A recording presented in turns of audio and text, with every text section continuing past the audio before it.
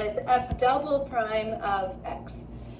So this f double prime of x, what is that representing? The second derivative, right? So we're being asked to find the second derivative. And so you discussed in class that to find the second derivative, we're just repeating the process. So we're going to use our derivative rules to find the first derivative.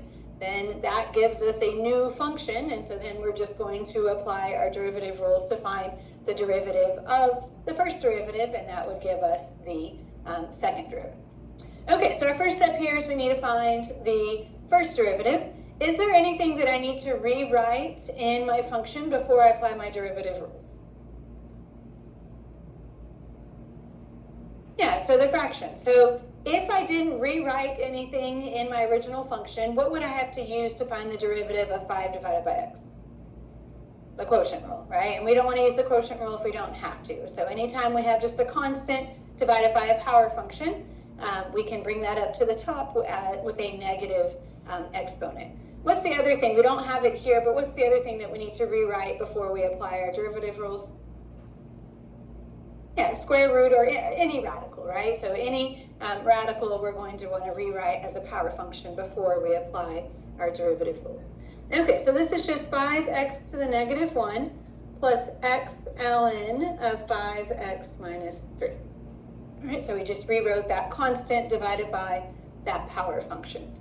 All right, so if we're going to find the derivative here, we see, if we're looking at our big picture, we're really dealing with a sum of two functions. We like sums, so we can just find the derivative of each piece and leave the sign in between. So in finding the derivative of 5x to the negative 1, we have a constant times a power function. So to find the derivative there, we have to use the power rule. The power comes down in front, so we have 5 times negative 1, or negative 5x, and then we subtract 1 from the power. Negative 1 minus 1 gives me negative 2, plus the derivative of x ln of 5x minus 3. What do I need to use to find the derivative of x ln of 5x minus 3? Product rule, okay? So my first function, so since the two things I'm multiplying together both have an x in them, I have to use, I'm dealing with a product of two functions of x, and so I have to use the product rule. So I'm going to view x as my first function, f, and s as my second function, so ln of 5x minus 3. Okay, so keep in mind that some people might see that or even read that as ln times 5x minus 3, but that's not multiplication, right? Ln, the natural log function, has to have an input. So that is not, the letters ln by itself is not a function. It has to have an input in the function, and so that is ln of 5x minus 3. Okay, so in finding the derivative of that product, we have to use the product rule. So that's going to be the first function, x, times the derivative of the second function. To find the derivative of that second function, what must we use? Yeah, we're going to have to use the chain rule because we are accustomed to seeing the natural log of x. We know the derivative of the natural log of x is what? 1 over x, right? And so we have to combine that with the chain rule because instead of having x, we have a function of x. And so the derivative of the natural log of a function is 1 over the function, so 1 over 5x minus 3, times the derivative of the function. The derivative of 5x minus 3 is just 5. Right? So I remember that rule as 1 over a function times the derivative of the function. You might remember it as the derivative of the function divided by the function. Same thing. Okay, so either way is fine. So we have the first function times the derivative of the second, plus the second function, the natural log of 5x minus 3, times the derivative of the first function. The derivative of x is just 1. Okay, so again, this right here is my first function. This here is the derivative of my second function. This right here is my second function. And this right here is the derivative of the first. Okay, so A lot of times back in 2.3, 2.4, and 2.5, we were applying our derivative rules and we weren't worrying about simplifying things. When we're going on to find the second derivative, we want to simplify it before we apply our derivative rules a second time. So I'm going to, there's not a whole lot of simplifying we can do, but that first term, I'm going to leave it as minus 5x to the negative 2. Here, we have x times 1 over 5x minus 3 times 5, right? So each of those could be viewed as like x over 1 and 5 over 1. We could multiply all the numerators together. We could rewrite that as a single fraction by multiplying all the numerators together. So x times 1 times 5 gives us 5x, bless you. Divided by 1 times 5x minus 3 times 1 is just 5x minus 3. And then plus that times 1 just gives us the natural log of 5x minus 3. Okay, so just doing a little bit of simplifying before I work to find the second derivative, right? So this here is the first derivative. So now we want to apply our derivative rules to this new function to find the second derivative. So we're going to find f double prime of x, and so that's just the derivative of the first derivative. Again, if we're looking at our big picture here, we see that we are dealing with a sum of 3 functions, so we can just find the derivative of each term and leave the sign in between. In finding the derivative of negative 5x to the negative 2, that's just a constant times a power function. So that constant stays out in front, that negative 5, and then we apply the power rule, that negative 2 comes down in front. So negative 5 times negative 2 gives us a positive 10x, and then we subtract 1 from the power. Negative 2 minus 1 gives us a negative 3. Plus, to find the derivative of 5x over 5x minus 3, what do we need to use? Quotient rule, all right? Is there any way that I could avoid using the quotient rule here? That's kind of a tricky question, I guess, but there's not an easy way to avoid using the quotient rule, right? So we talked about before we knew the quotient rule that if we had a single term in the denominator and multiple terms in the numerator, we could break it up into separate fractions and avoid using the quotient rule. But when we have multiple terms in the denominator, we can't do that, okay? So let's go ahead and look at using the quotient rule. So our top here is 5x, and our bottom here is 5x minus 3.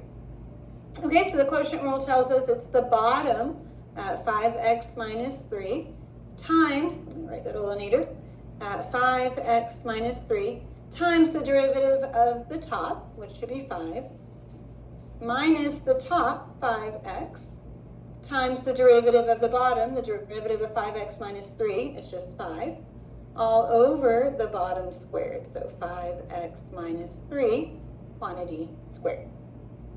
So again, this is b, this is t prime, this is t, this is b prime, and then this here is b. Okay, so we found the derivative of this first term to be 10x minus 3. We found the derivative of this second term to be this result of the quotient rule, and then plus the derivative of the natural log of 5x minus 3. Again, that's a that is a composite function, so we have to use the chain rule. And so that's going to be 1 over 5x minus 3 times the derivative of 5x minus 3, which is 5. Okay, so now it's not asking us to use this. It's not asking us to go on and find the third derivative. It didn't, ask us to simplify it. So I'm not going to simplify that. So I'm just going to leave that as is. So only if we wanted to go on and use that would we need to simplify that. Okay, so any questions on finding the second derivative there? Yes.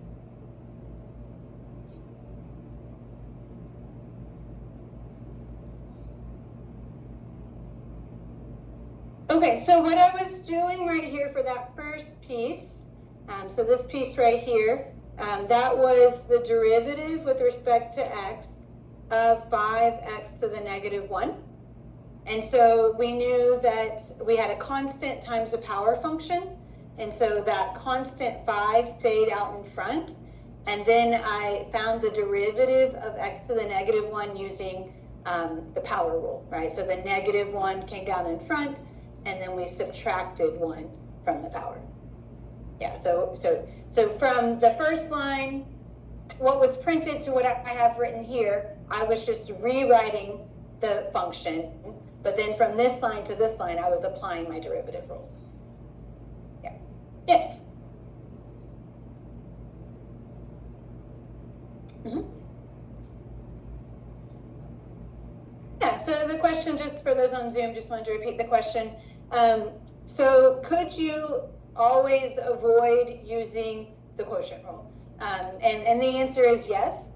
And it's a matter of opinion on whether that's going to make it easier or not. Because when you write the denominator raised to the power of negative 1, you're then now introducing the need to use the chain rule, right? And so you're kind of swapping one evil for another, right? So it's not, that's why when I'm applying my derivative rules, only if I have a constant divided by a power function or a function raised to a power, do I rewrite it, because that is a big benefit, because I'm going from having to use the quotient rule to not, and it doesn't introduce the need for the chain rule. So yeah, but you do have that option. I would be a little bit careful with using that option, just especially like on multiple choice, just because you might not, if the answer choices are given using the quotient rule, you might not recognize that your answer is equivalent to one of the answers there. But yeah, you're definitely correct that you could do that. Other questions? The final answer, where did you get the times 5 for at the end again? Yeah, so this times 5 right here came from the fact that when we were finding the derivative of this part right here, the natural log of 5x minus 3, we were having to use the chain rule, right? So we know that the derivative of ln of x is just 1 over x. But if I'm trying to find the derivative of the natural log of a function, we have to use the chain rule. And so it's going to be 1 over the function times the derivative of the function. Some people like to view that as the derivative of the function over the function. But yeah, so that 5 right there came from the fact that the derivative of 5x minus 3 is 5.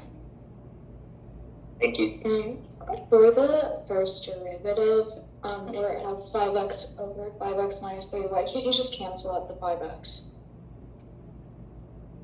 So you're saying on the first derivative where we have 5x minus 3. Where it's 5x over 5x minus 3, why can't you just cancel out the 5x? Okay, so yeah, so the question was, why can't we just cancel out these 5x's?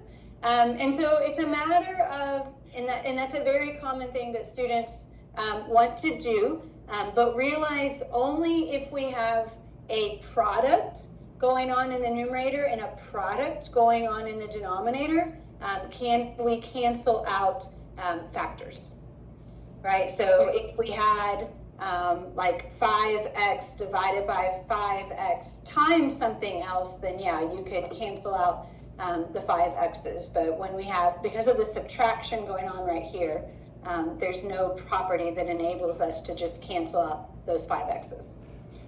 Anytime you're trying to convince yourself of, is something allowed or not, think about it in terms of numbers, right? So you could play around with a number and see if you'd get the same thing if you didn't have an x there, if you were just looking at numbers instead of expressions involving x. Okay, so let's go ahead and look at number 2. So if the domain of f of x is basically every value of x except negative 3, and we're given that the second derivative is here, we're asked to determine the intervals on which f of x is concave up and concave down and determine where the inflection points occur. Okay, so we're wanting to find where f is concave up, concave down, and inflection points. All right, so if that's what we're trying to find, what do I need to create to be able to answer that question? Okay, so I need to create a sign chart. What do I need to create a sign chart of? The second derivative. Okay, so in 3.1, we created sign charts of the first derivative, and that gave us information about what? Where f was, right, increasing, decreasing, and has local extremes, right? So now in 3.2, we can create a sign chart for the second derivative, and that's going to tell us where the original function is concave up, concave down, and has inflection points. Okay, so look at what you're trying to find, and then that tells you what you need to create to answer the question. So we want to create a sign chart of f double prime of x. Okay, so if we're going to create a sign chart for f double prime of x, what's the first thing I need to find? Okay, so I have one good answer, which has already been done for us. So in general, if we're starting these problems and we're given f, we want to start out by looking at the domain of the original function. All right, so here they told us the domain of the original function, so that step's been done for us. But now we're wanting to create our sign chart, so we need to figure out how to partition our number line, right? And so we know we're going to partition this number line by finding where the second derivative is what? Right, 0 or does not exist, because those are the only places where the second derivative might possibly change sign. Okay, and so we want to first find, right, so we first find the partition numbers of f double prime of x. All right, so let's start by finding where f double prime of x is 0. So the second derivative is going to be 0 when, right? So we see the second derivative is written as a quotient. So a quotient is going to be 0 when which part is 0? The numerator, right? When the numerator is 0 but the denominator is not. So when that numerator, x plus 5 times x minus 2 quantity squared, is equal to 0. So we can use that zero product property that we know that this product is going to be 0 when either of the factors are 0. So when x plus 5 is equal to 0, or when x minus 2 quantity squared is equal to 0. That first one we can easily solve for x. We subtract 5, we get x is equal to negative 5. That second one, we have that square. To get rid of that square, we need to take the square root of both sides. But if we take the square root of 0, that's going to give us 0 as well. So we end up with x minus 2 equals 0. We add 2 to both sides, we get x is equal to 2. Okay, so we know the second derivative is 0 when x is equal to negative 5 and x is equal to 2. The second derivative does not exist when the denominator is 0. So when x plus 3 is equal to 0. And this is going to occur when x equals negative 3. Okay, so these are our 3 partition numbers of the second derivative. Okay, so let's go ahead and draw our sign chart. So we don't have to draw this to scale, but we do need to make certain that we put the numbers in the correct order. So negative 5, negative 3, and 2. We need to make certain we always label this, right? We're creating a sign chart for the second derivative, so we need to label it over here with the second derivative.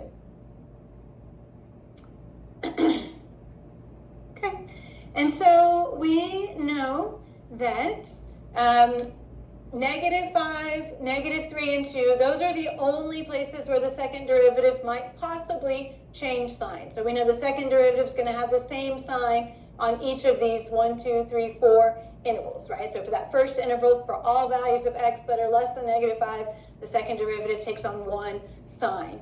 Same thing for all those other 3 intervals as well. And so we can just pick any value of x on each of those intervals to plug into the second derivative to determine the sign. So you might pick different values than me. I'm going to pick -6 on that first interval, -4 on that second interval, 0 on that third interval, and 3 on that fourth interval. Okay, and so we're wanting to plug these values of x into what? The second derivative, right? We're creating a sign chart for the second derivative. So you could just look at this and try to think through it, right? It's written in a factored form. It wouldn't be terrible to just think about it. Or you could plug it into the calculator and plug in these values. So I'm going to go ahead and plug these into y1. All right, so y1 is, be careful of my parentheses, so x plus 5 times x minus 2 quantity squared. I have that whole numerator in parentheses, so close parentheses, divided by x plus 3.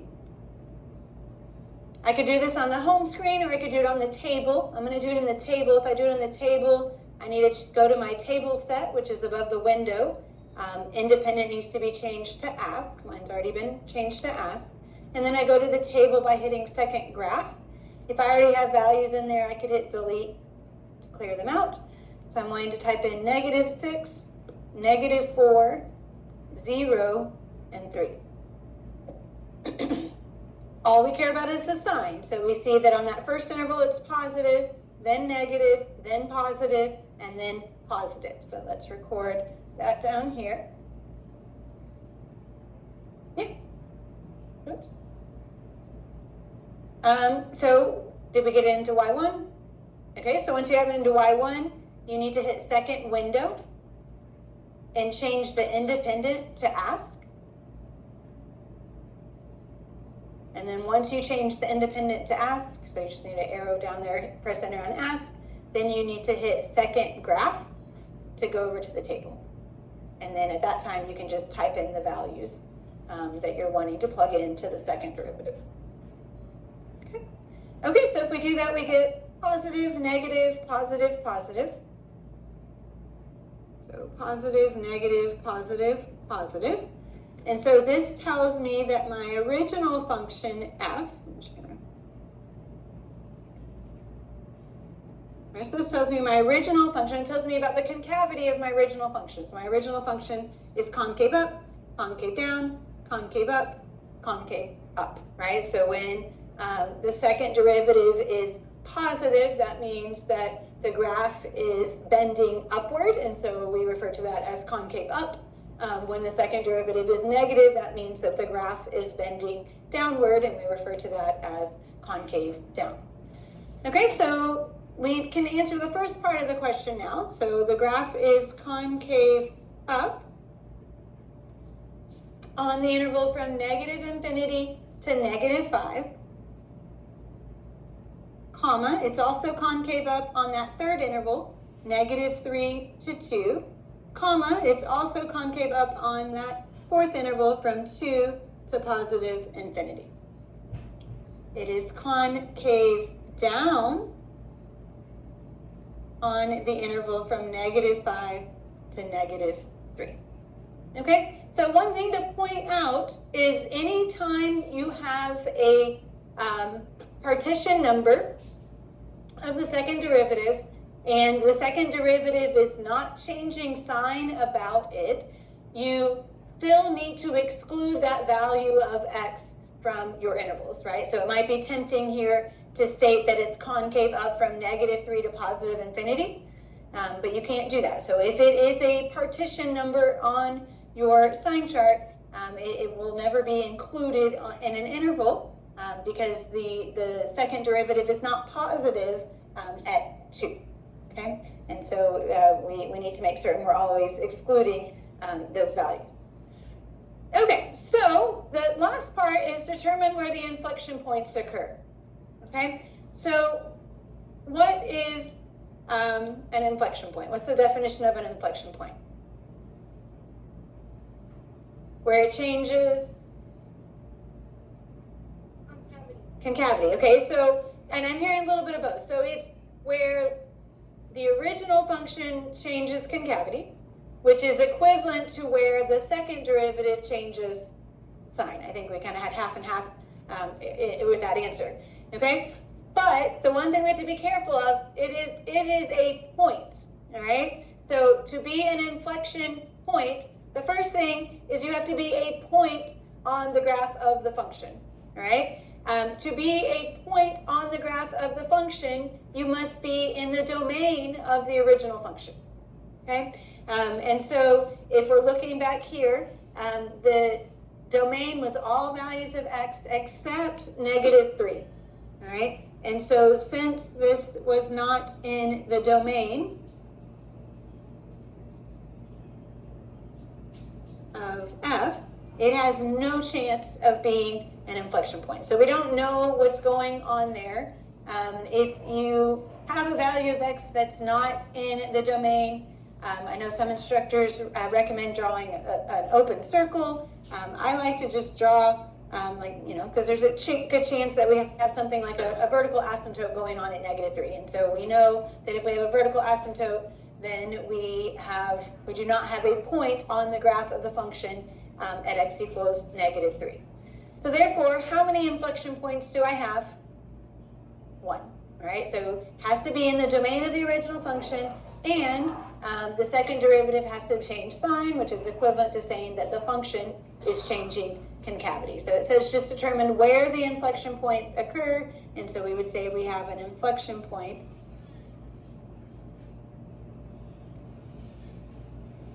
at x equals -5.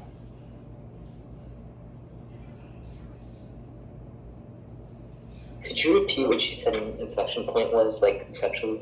Sorry. Okay, hold on just a second. So there's someone in the classroom asking a question, and then I'll answer your question on Zoom in just a minute, okay?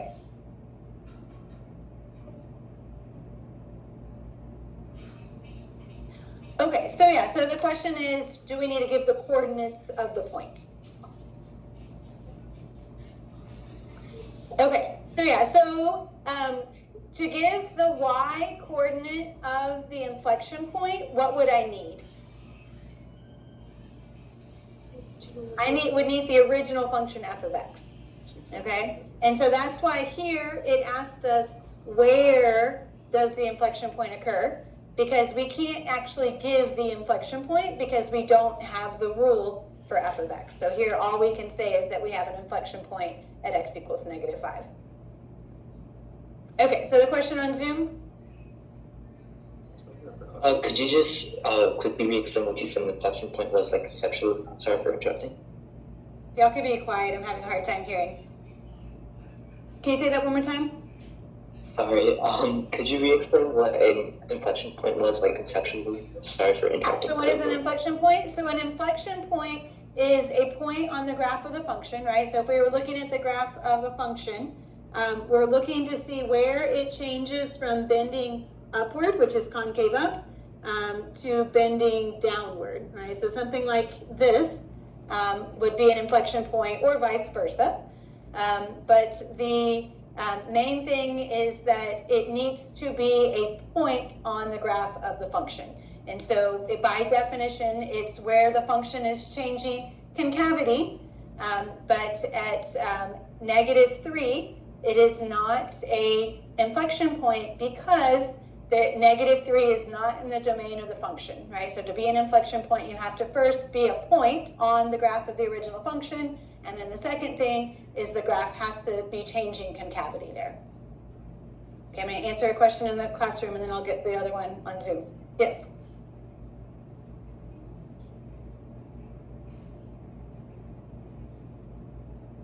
Yeah, so the question was, if the graph of the function had a sharp angle, yes, it could be a point of inflection.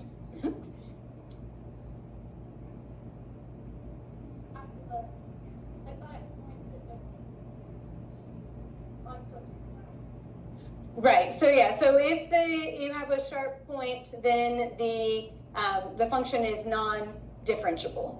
So the first derivative would not exist. And actually, now I'm trying to think what that would look like. So if we had something like that, like a sharp, that's concave up and concave up. Right. So it's not changing concavity there. So yeah. So it won't end up. I can't think of an example where it would be a point and would be changing concavity. Yeah. All right, Brenna, do you have a question? Or Brennan, sorry. Yeah, can you hear me? Yeah, I can hear you. My question was, how did you do the thing on the calculator with the ask?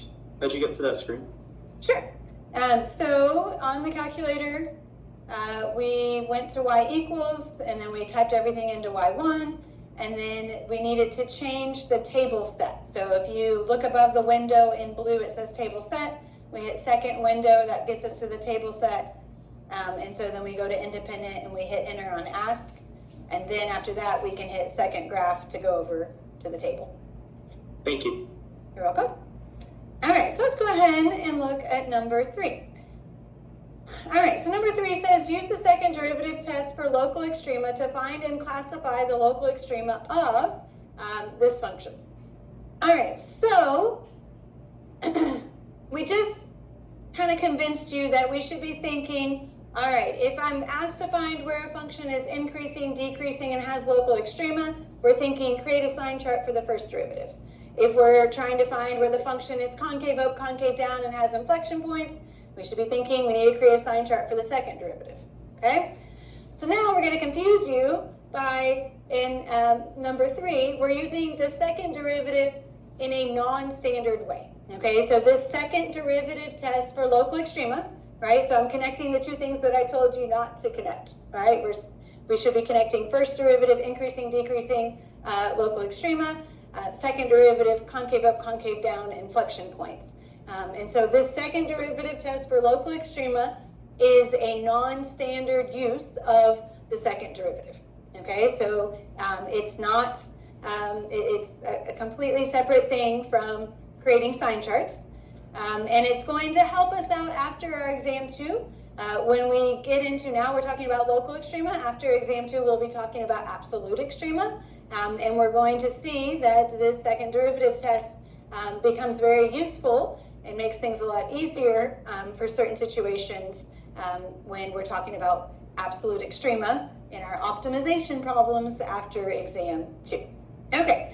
So let's talk about how we can use the second derivative test for local extrema. So the first thing we always need to do in these problems, like it was mentioned earlier, is observe the domain. Because if we don't observe the domain, there's a chance that we might be led astray. And so the domain of this function is what? All real numbers, because what type of function is this? Polynomial. So very fun. I'm teaching 140 right now, and tomorrow we are talking about polynomials. So very timely. All right, so the domain is all real numbers because we are dealing with a polynomial, and we like polynomials. And so in using the second derivative test for local extrema, the first thing we need to do is find our critical values. Okay, so find the critical values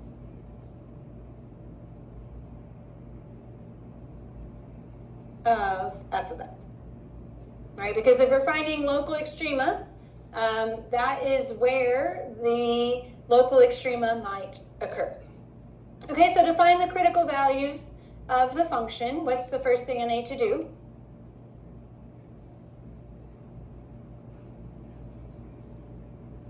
Okay, so find the partition numbers of f prime. And so to find the partition numbers of f prime, we need to find f prime. All right, so let's find f prime of x.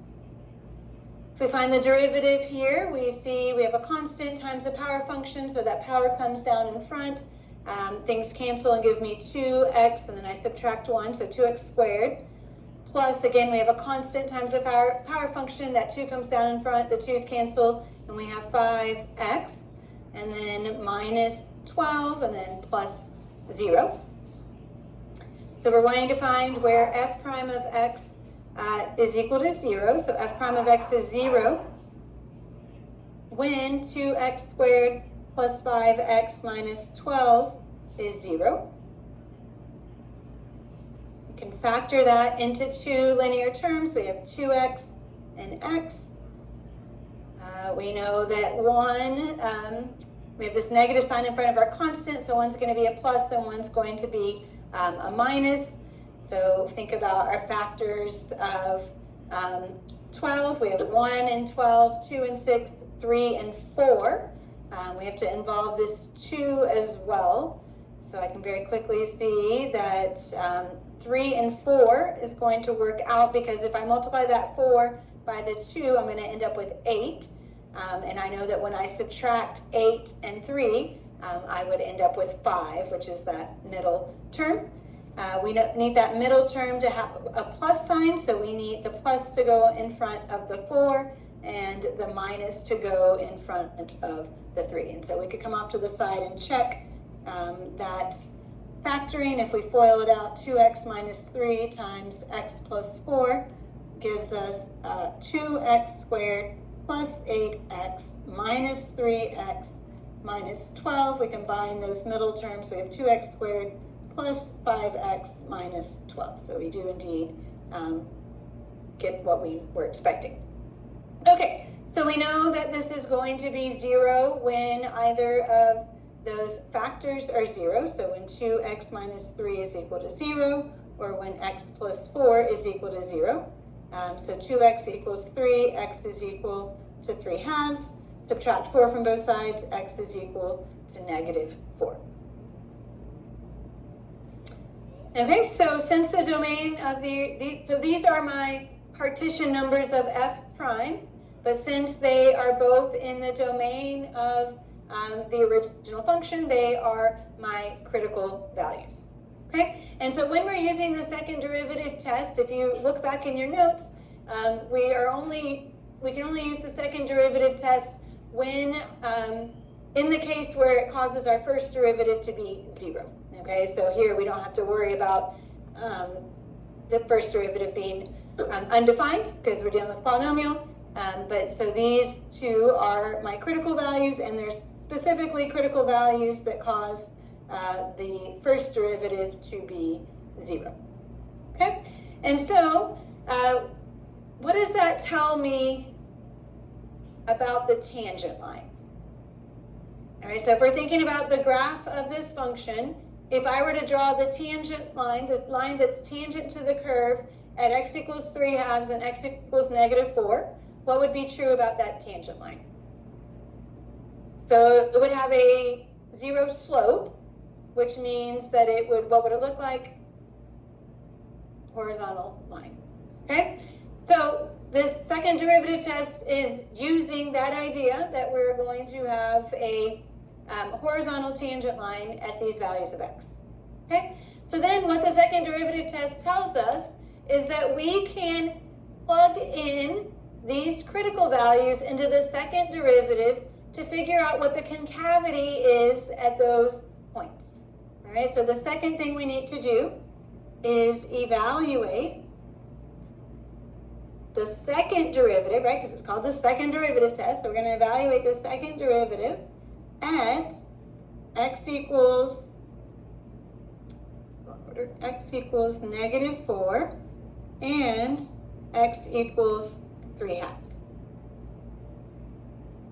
Okay, so let's look at x equals well, first off, let's find the second derivative. All right, so this is our first derivative. It is adding and subtracting these 3 terms. The second derivative would be what?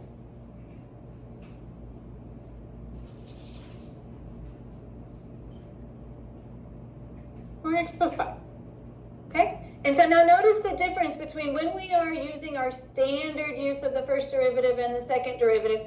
We're creating a sign chart, and we are plugging in values of x on either side of the partition numbers of f prime or the critical values of f, right? So in the standard use of the first derivative and the second derivative, we're plugging in values on either side of these critical values.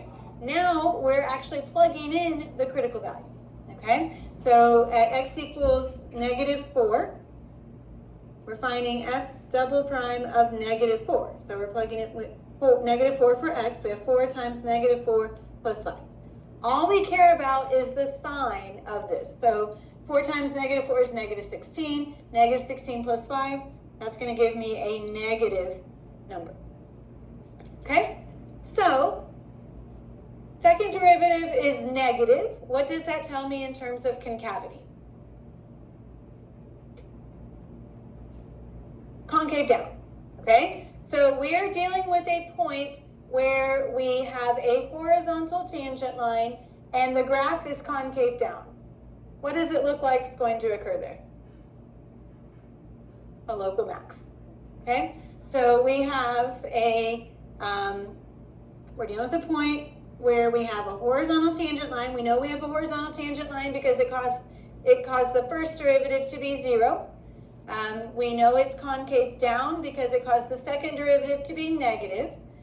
So therefore we can conclude that we have a local max of blank at x equals -4. And I'm going to work to fill in that blank in a second.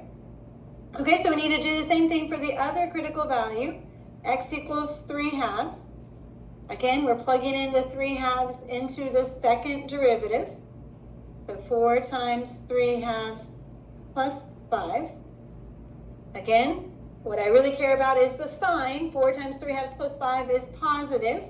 When the second derivative is positive, the graph is concave up. We know the first derivative was 0, so we have a horizontal tangent line. So we're dealing with a point where we have the graph is concave up and we have a horizontal tangent line. So based on my picture there, it looks like we have a local min. So we have a local min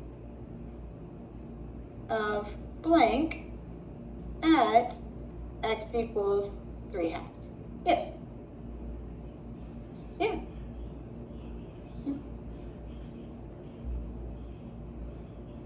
No problem. So for x plus 5, we just found the derivative of the first derivative, right? So this was my original function, this was my first derivative, and then this was my second derivative, right? So I was just finding the derivative of the first derivative.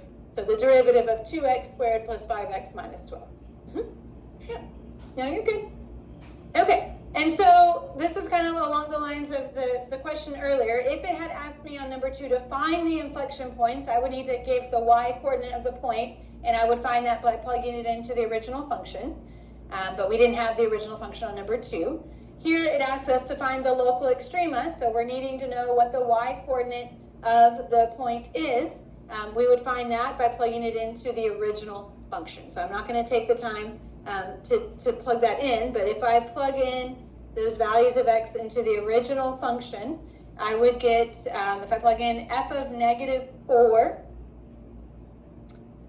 if I did this correctly, it would give us 196/3. So again, this is f of -4. And then if I plug in 3/2 into the original function, I would get 79. My eyes aren't as good as they used to be. I think 79/8. And again, that is f of 3/2. So to find the y coordinate of whether it's the local extrema or an inflection point, we would plug in to the original function. Yes, a question on Zoom? Fatima? Hi, yes, so for the second derivative to exist, do I have to, so basically the critical values, the f prime of the critical values must be 0? Right, so to use the second derivative test, we can only use the second derivative test when the critical value causes the first derivative to be 0. So we can't use this test when it causes the first derivative to be undefined, only the case where it causes the first derivative to be 0.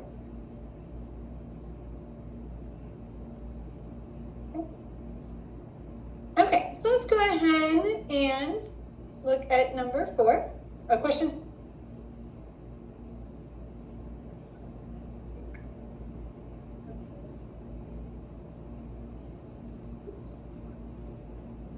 Yeah, so the question was in factoring this 2x squared plus 5x minus 12, there are all kinds of methods of factoring, right? So factoring by grouping, I think, is kind of what you're thinking of there. So yeah, so I think your textbook has an appendix in it that has, if you want to review some of your factoring, but yeah, factoring by grouping would work there as well. Yes. Oh, thank you. We're all gonna raise our hand for her. Huh?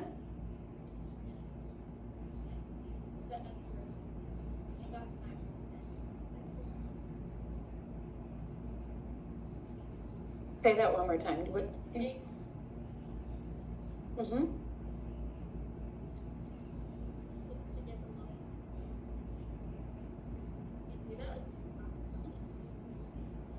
So there was a part of your notes that was specifically on the second derivative. So let me go back.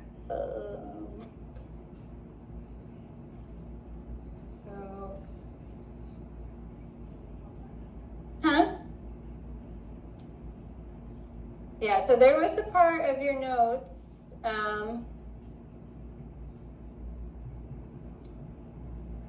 The second derivative test. Oh, it was covered with a video.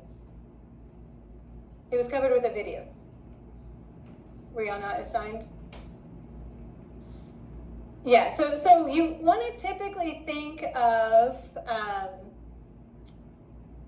sorry, let me get back over here.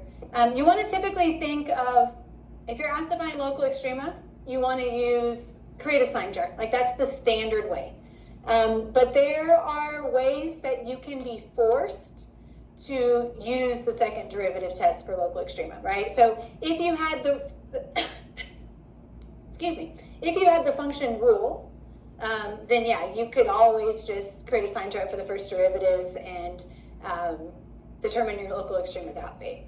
But you could be given like limited information, and there's problems on WebAssign like this where it just says, okay, what if you knew that the first derivative f prime of 2 was 0 and you knew f prime of 2 is 5?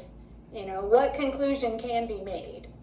So if you're given limited information like that, yes, you can be forced to use the second derivative test for local extrema. But if you are given the rule for the function, you could always go through and create a sign chart for the first derivative using the standard method. But correct. Or like I said, it could be values for the second derivative could be given to you. That's not necessarily, you don't have the whole second derivative, but you might know that f double prime of 2 is 5 and f prime of 2 is 0. What conclusion can be made? Yeah, good question. Okay, so let's go ahead and look at number 4. All right, so number 4 is basically putting everything together. So this is 3.3. And so we're just taking all the information that we found from the first derivative and all the information we found from the second derivative, and we can actually use that information to determine the exact shape of the graph on each interval. Okay, so if we look at this, we see we're told that the domain is all values of x except -3.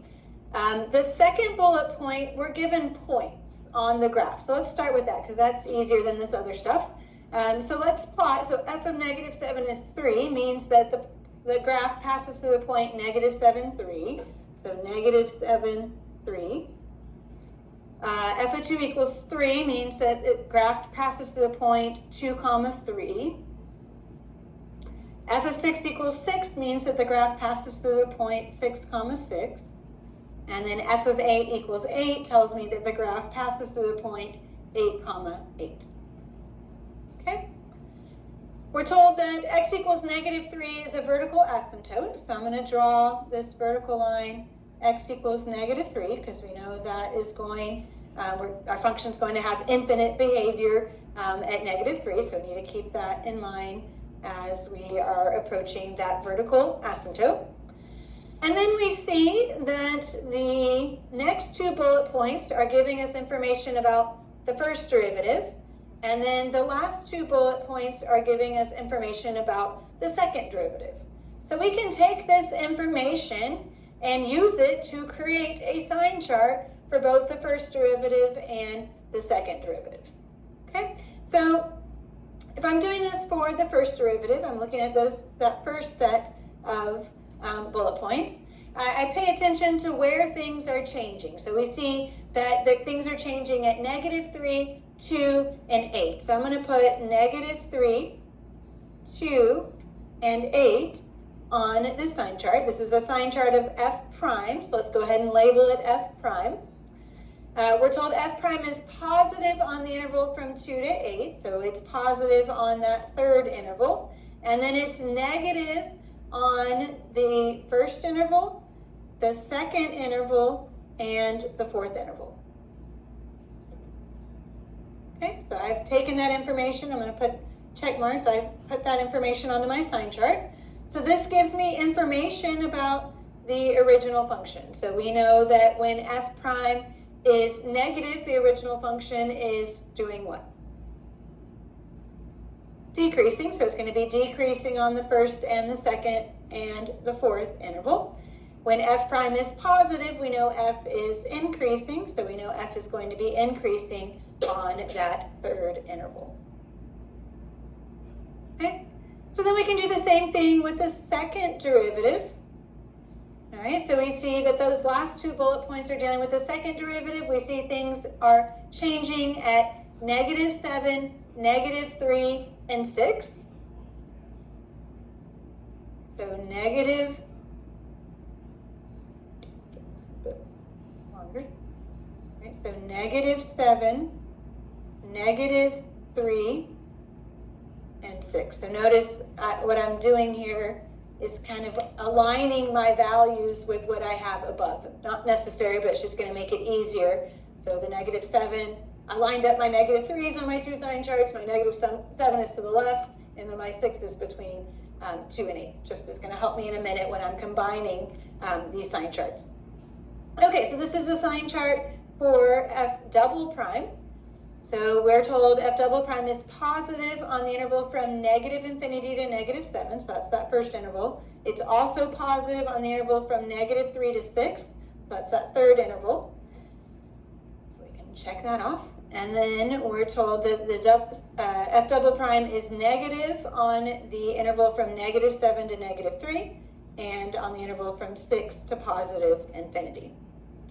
Okay, so looking at the sign of the second derivative, this tells me about the concavity of the original function. So when the second derivative is positive, the original function is concave up. When the second derivative is negative, the original function is concave down. Okay, so we can now create a combined number line to determine the exact shape of the function on each interval. So any number that appeared on either of these two sign charts is going to be on my combined number line. So -7, -3, 2, 6, and 8. Okay, and so all I'm going to write on this combined number line is the conclusions that I reached from my first two sign charts. So I'm not going to write the sign of f prime and f double prime down here. I'm just going to write what f is doing on each of these intervals.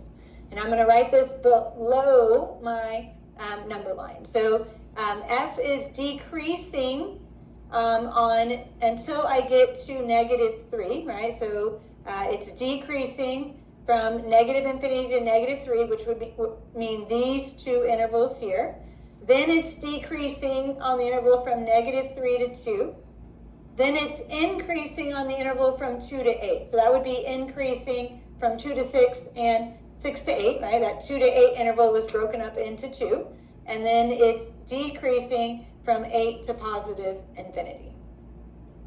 Okay, then I can write the conclusions from my sign chart of the second derivative. So f is concave up from -infinity to -7. It's concave down from -7 to -3.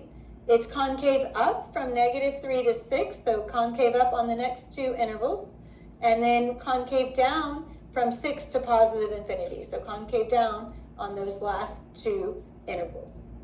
And so this gives me the exact shape of the graph of the function on each of those intervals. So on this first interval, it's decreasing and concave up. So on that first interval, the graph is going to look something like that, right? So it's decreasing, but it's bending upward. On that second interval, it's decreasing and concave down. So it's now still going down, but now it's bending downward. On that third interval, it's decreasing and concave up. So it's still going down, but bending upward. On that fourth interval, it's increasing and concave up. So it's increasing and it's bending upwards. On that fifth interval, it's still increasing, but now it's concave down. So it's increasing and bending down. And then on that last interval, it's decreasing and concave down. So it's decreasing and it's bending down.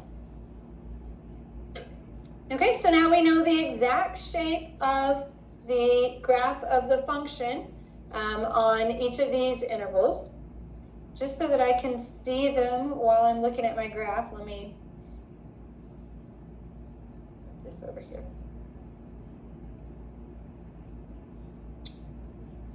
Okay. Give them a little bit. All right, so we know that the graph is going to pass through these points and it has this vertical asymptote. And so then now we can sketch the graph. So on the interval from -infinity to -7, this is the shape of the graph and it needs to be heading towards that point. So we know it's going to look something like that. On the interval from -7 to -3, it's going to take on this shape, keeping in mind that we have this vertical asymptote at -3, so it's not going to cross it, it's just going to approach it. On the interval from -3 to 2, it's going to take on this shape right here, and we know that it is, as it nears -3, it's approaching this vertical asymptote. As it nears 2, it's approaching this point down here. So it's going to have that shape there, so it's going to look something like that. On the interval from 2 to 6, this is going to be the shape of the graph, keeping in mind that it needs to pass through these 2 points at those extremes, so it's going to look something like that.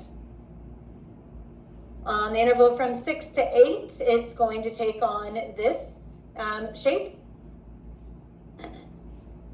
And so it's going to look something like that. And then on the interval from 8 to positive infinity, it's going to take on this shape. So it's going to look like this. Okay, so we're just given this list of information about the function, the first derivative, and the second derivative, but we can combine all that information together and get a fairly nice sketch of the graph of the function. Okay? Questions on number 4? Okay, so that kind of took us through 3.2 and 3.3. Now we're going to kind of start back over and go through a sampling of problems at 2.3 and then carry on in that order. All right, so number 5 says find the equation of the line tangent to the graph of f of x is equal to 3x squared plus e to the x minus 4 ln of x at x equals 1. Right, so this is a very standard problem that you have seen over and over again, and you should be comfortable with this at this point in time. All right, so if we're wanting to find the equation of the tangent line, what's the first thing we need to do? All right, let's find the derivative. So let's find f prime of x. So if we're finding f prime of x, we see that our big picture here, we're dealing with a sum and difference of 3 functions. The derivative of 3x squared is 6x. The derivative of e to the x is just e to the x, minus the derivative of 4 ln of x, that's just going to be 4 times the derivative of the natural log of x, which is 1 over x. Okay, so we found the derivative. What do we need to do next? Plug in 1, all right? So let's find f prime of 1 to find the, what is this going to be for our line? The slope of our line. So find f prime of 1 to find the slope of the line. All right, so f prime of 1 is 6 times 1 plus e to the 1 minus 4 times 1 over 1. That's going to be 6 plus e minus 4, so 2 plus e. Okay, so this is the slope of the tangent line.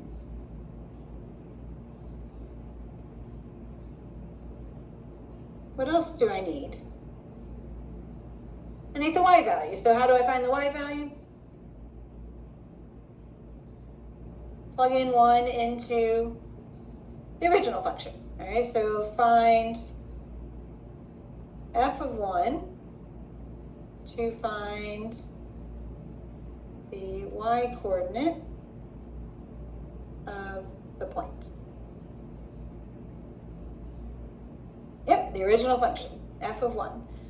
So f of 1 is 3 times 1 squared plus e to the first minus 4 times the natural log of 1.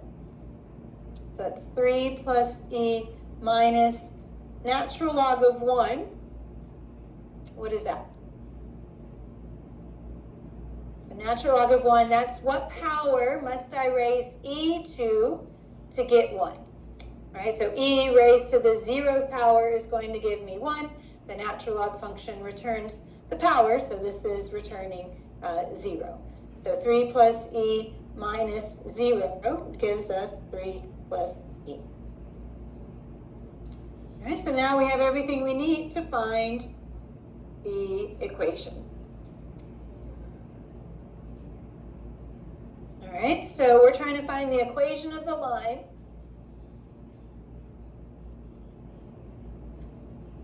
That passes through the point 1 comma 3 plus e and has a slope of 2 plus e. So we could use the slope-intercept form, or we could use the point-slope form. I'm going to use the slope-intercept form here. So we can plug in the y-coordinate of the point for y, so 3 plus e. We plug in the slope for m, so 2 plus e. We plug in the x-coordinate of the point, which is 1 for x, and then we solve for b. So we have 3 plus e is equal to 2 plus e plus b. We subtract 2 and subtract e from both sides.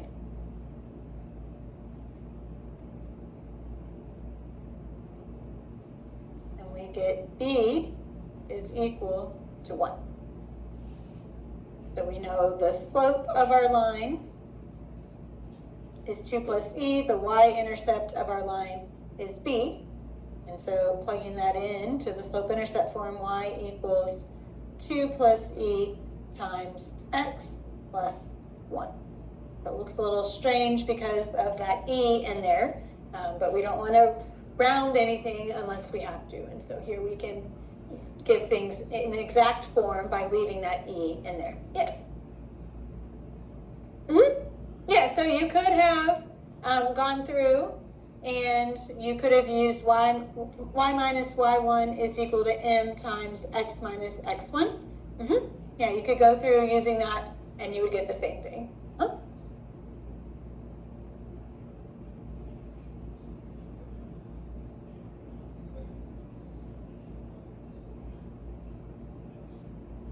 As your y-intercept?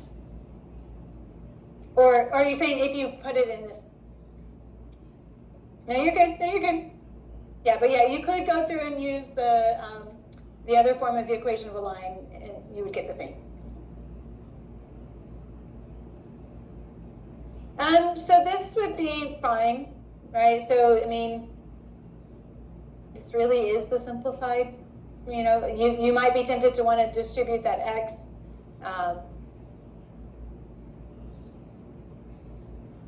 I mean, it depends on your instructor. You know, especially if it's a multiple choice question, you would need to be able to simplify it enough to realize that your answer is equivalent to an answer choice that's there. But on a workout problem, it's up to the instructor. Yeah. Mm-hmm.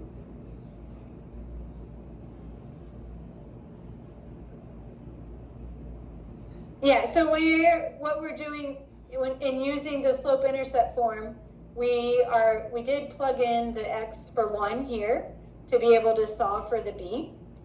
And then once we have our b, we're just taking our slope m and our b and plugging it into the equation. And then that's our equation of that tangent line.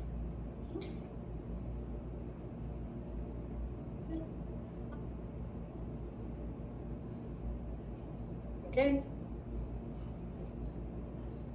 Okay, so let's go ahead and look at number 6. The profit function for a company that makes and sells backpacks is given by P of X is equal to negative 0.2x squared plus 460x minus 8,000, where P of X is the profit in dollars when X backpacks are made and sold. Estimate the profit for making and selling the 1,125th backpack, and then find the exact profit from making and selling the 1,125th backpack. Okay, so hopefully we have some memory coming to mind dealing with these types of problems. So can anyone classify this problem? Like, what are we dealing with in this problem? Do you remember what we called this analysis that we're dealing with here? Marginal analysis.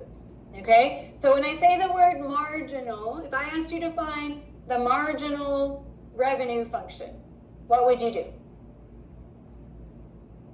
Just find the derivative of the revenue function, right? So if you see the word marginal, whether it's marginal cost, marginal revenue, marginal profit, that just means take the derivative of that business function, okay? And so this idea of estimating and finding the exact profit. So this should be bringing to mind that we're dealing with marginal analysis. All right, and we saw this in section 2.3. So it's been a little while since we saw this.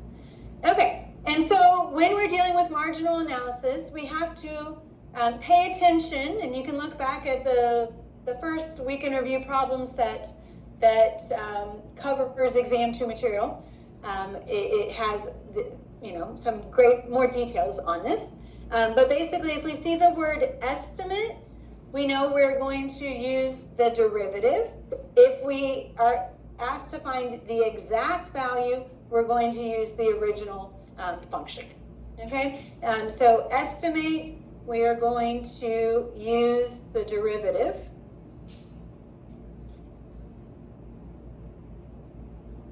Exact, we are going to use the original function. All right, so if you look back, if we're wanting to estimate the profit from making and selling the 1,125th backpack, this number right here is what we were calling N.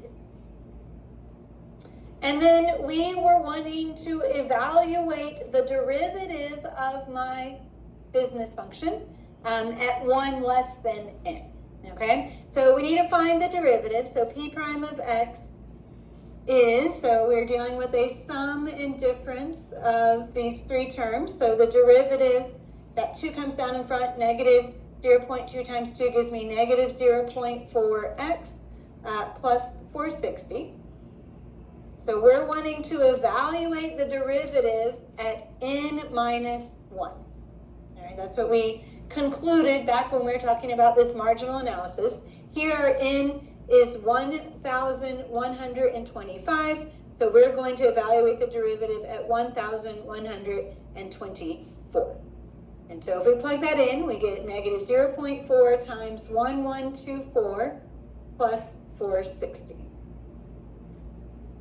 And if I did that computation, I would get 10.40. And since this is a derivative, the units associated with that would be dollars per backpack. Okay, and so let's kind of think about trying to convince ourselves why we want to do this here. So what we determined is that when we sell 1,124 backpacks, at that instant, our profit is increasing by $10.40 per backpack.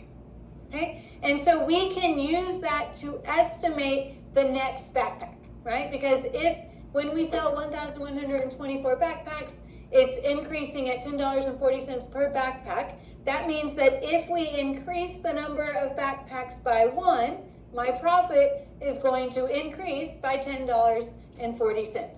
All right, so therefore, the profit from the 1,125th backpack is approximately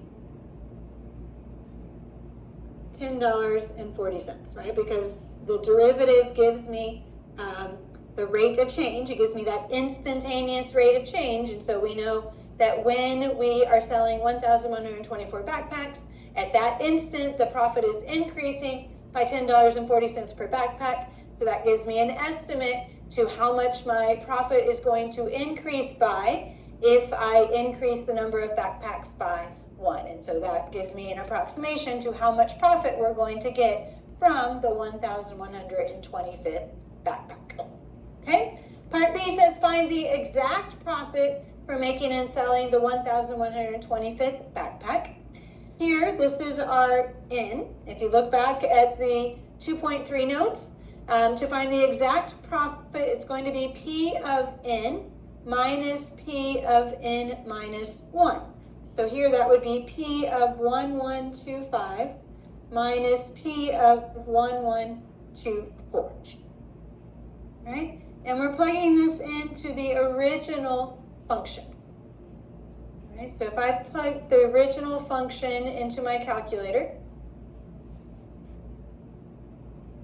so the original function is negative 0.2x squared plus 460x minus 8,000.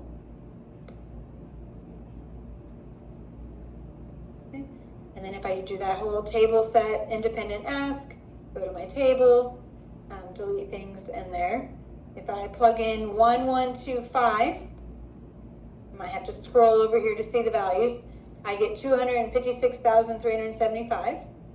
If I plug in 1124, I'm making me just scroll over there, right? See what's displaying in the table is not exactly what is down at the bottom. So just scroll over there to see what's down at the bottom.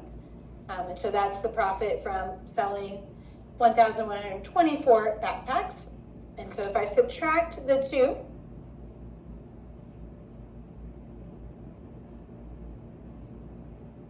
so we get 256,375 minus 256,364.80. And if I subtract the 2, I would get $10.20. Okay, so again, make certain that we're connecting the dots here. So if I evaluate my profit function at 1,125, that gives me the total profit. So that gives me the profit that I make, that I'm obtaining from making and selling all 1,125 backpacks. Okay. If I evaluate my profit function at 1,124, that gives me the total profit I'm getting from making and selling all 1,124 backpacks.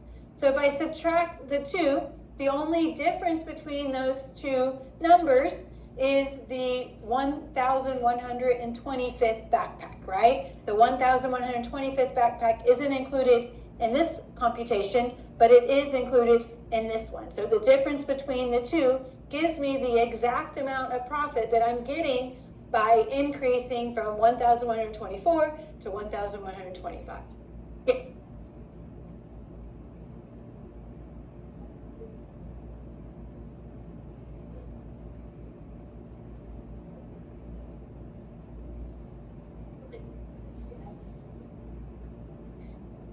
Yes. Okay, yeah, so there is, if you're looking at your calculator, so if you go to math, option 8, inderiv, most of your calculators are newer than mine and it would do it symbolically, right? So you'd end up with this d dx with boxes and whatnot there. So this is dealing with the derivative, okay? And so the part B is dealing with the original function. So if you wanted to use that inderiv, you would need to use it on part A, right? Because part,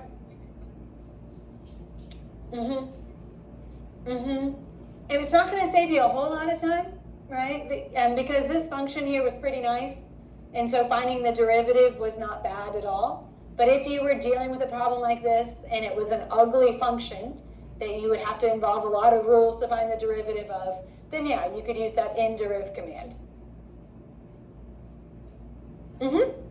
Yeah, so let me just show you real fast. So yours is going to look a little different, but for mine, if we would be plugging in the same things, but just you would have boxes to plug them into, and the boxes that you plug them into, I have mentioned back on that problem set with 2, 3, but you would basically put the function, comma x, and then comma the value that you're wanting to plug into the derivative, and we'd get that 10.4.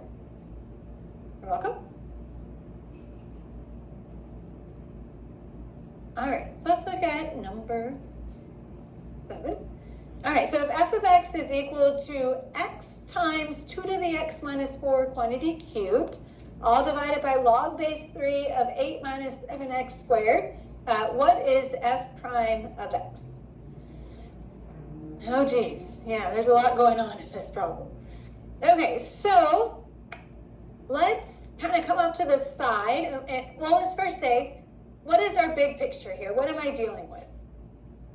A quotient, okay? So I'm going to come off to the side and deal with that quotient by identifying the top and identifying the bottom, okay? And so here, my top is x times 2 to the x minus 4 quantity cubed.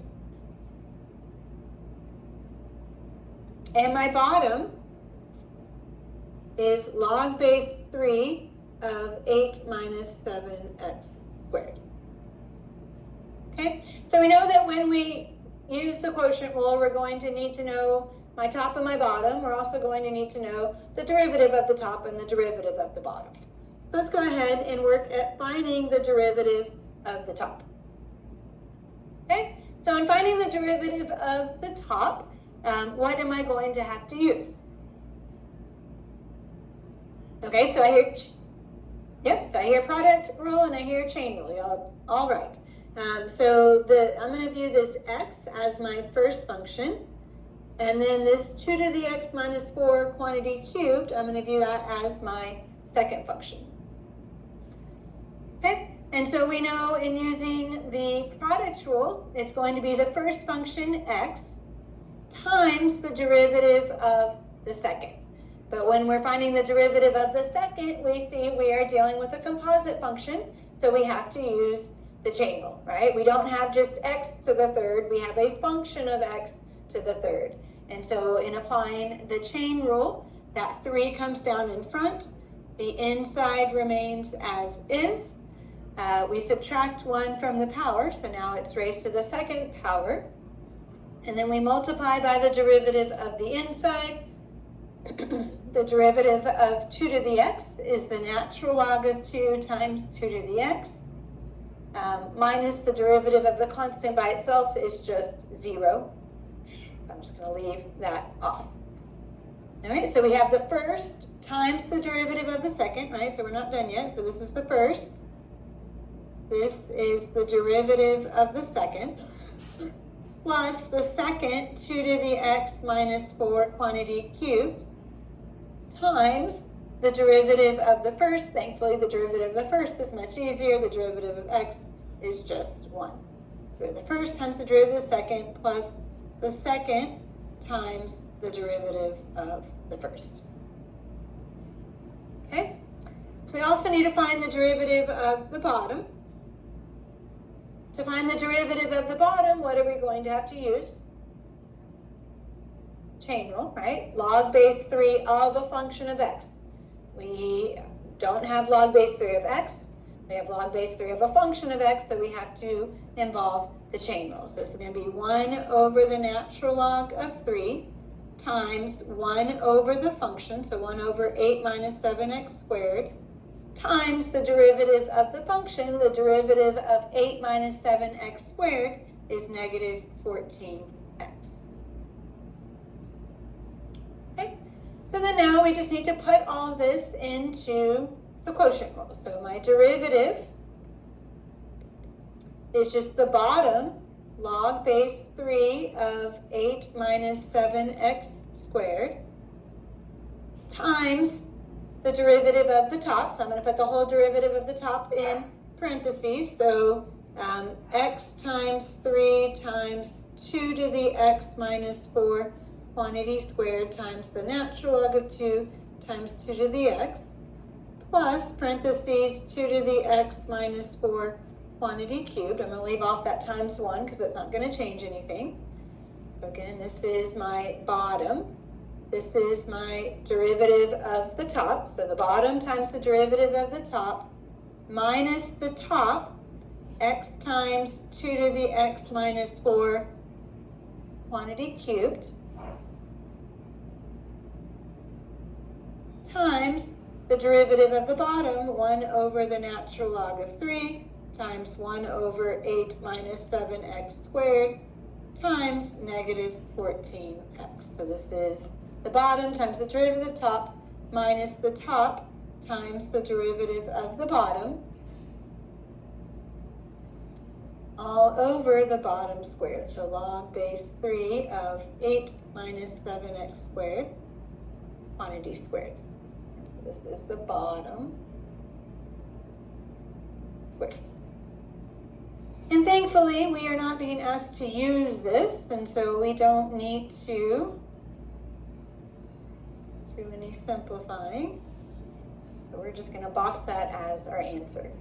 So a couple of things to keep in mind is that we do need to be careful with our parentheses, right? So when we are plugging things into a rule like the quotient rule, it's going to be in your best interest to put each component of the rule in parentheses. There are situations where it's not essential, but it's better to do that every time so that you don't forget to do it the times when it is necessary. Yes?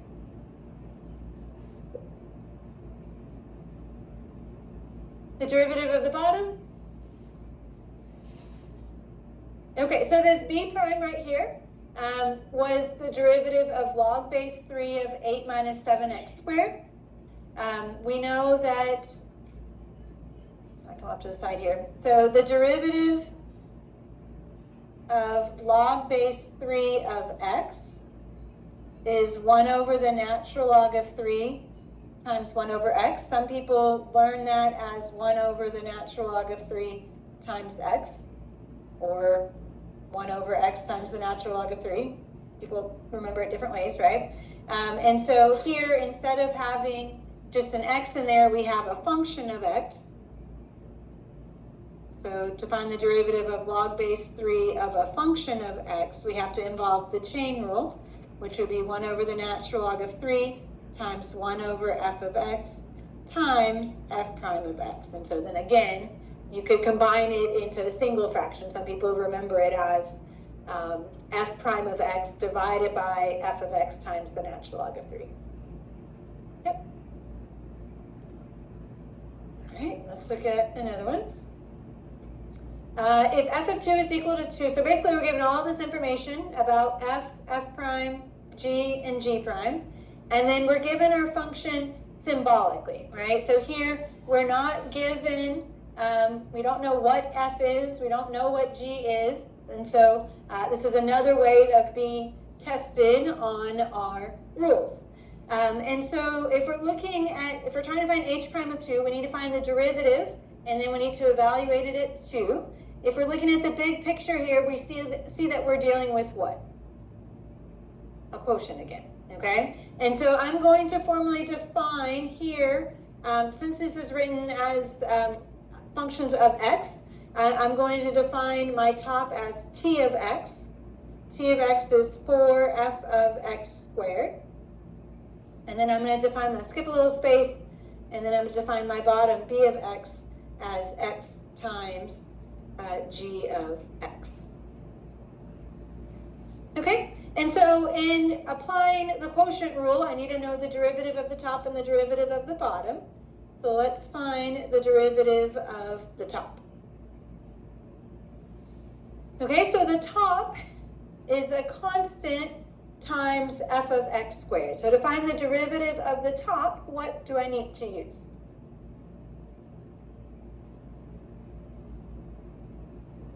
I heard some whispers of it. Yeah, the chain rule, right? So it looks a little bit different, but we have a function of x where we're accustomed to seeing x, right? We're used to seeing just f of x, but instead of having x there, we have x squared. So this is a composite function where f is the outer function and x squared is the inner function. So we know the derivative of a constant times a function is just the constant 4 times the derivative of the function. So again, f is the outer and x squared is the inner. So the derivative of the outside evaluated at the inside would be f prime of x squared. And then we have to multiply by the derivative of the inside. The derivative, the inner function here is x squared, so its derivative is 2x. Okay. Say it again. This is t prime of x, right? So this is the derivative of the top of my quotient.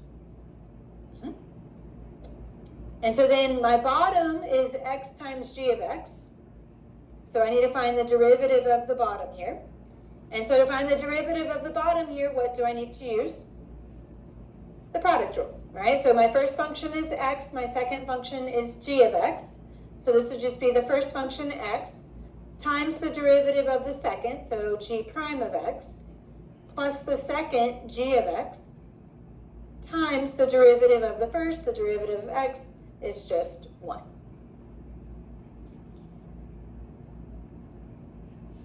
Okay, so we're going to need to put all this together to find h prime of x, right? So h of x was just the top divided by the bottom.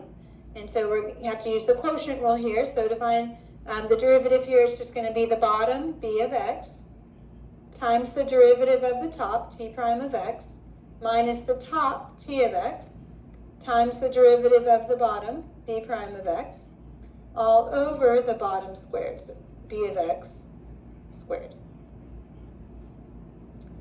Okay, so we're being asked to find h prime of 2.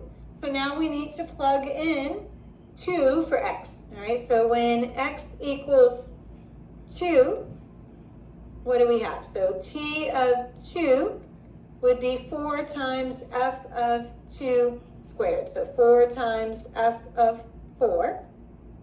Looking at all the information we're given, we're told that f of 4 is 0. So this would be 4 times 0, which gives us 0. Okay, so we know that the top evaluated at 2 is going to give me 0. We need to evaluate the derivative of the top at 2 as well. So t prime of 2 is 4 times f prime of 2 squared times 2 times 2, right? Because I'm plugging in 2 for every occurrence of x. So this is going to be outside of the parentheses here. We have 2 times 2 times 4. So 4 times 4 gives us 16 times f prime of 4. We're told in the problem that f prime of 4 is 1.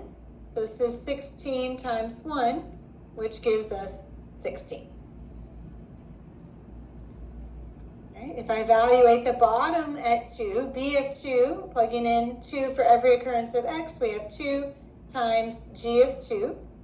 So 2 times, we're told g of 2 is 3. So 2 times 3 gives us 6.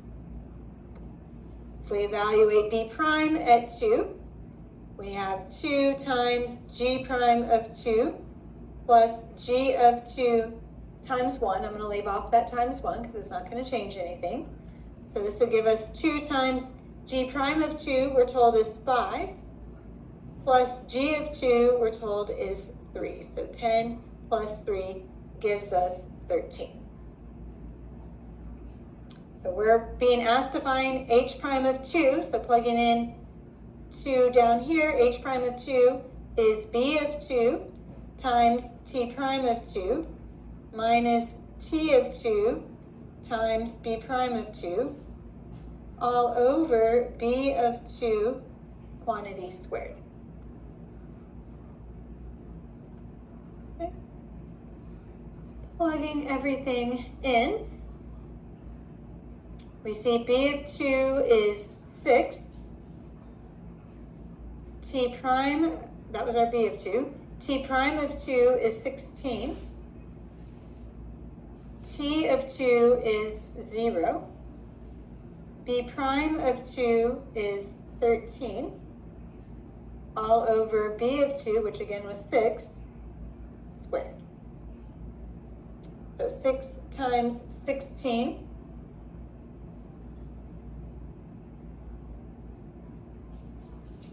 6 times 16 gives us 96, so we have 96 over 36. 96 over 36, which reduces to 8/3. Okay, so it's just symbolically evaluating a derivative, right? So it's using the same ideas that we discussed previously. We just now are,